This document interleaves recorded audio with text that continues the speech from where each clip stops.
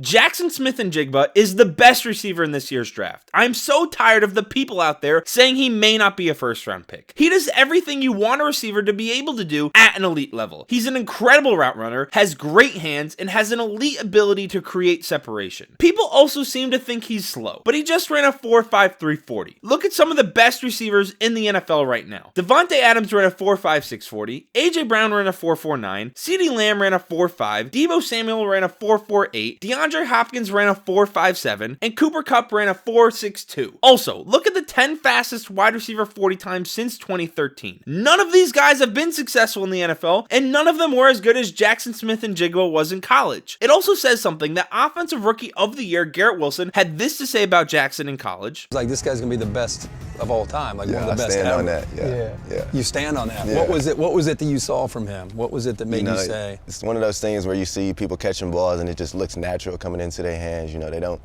when they drop one, like, it doesn't happen. That's how it is with Jaxon. He's supernatural. And Garrett Wilson, Chris Olave, and Jaxon were all in agreement that Jaxon was the best athlete out of the three of them. Who's the best athlete of the three? I would say me. Yeah, that's Oh, really?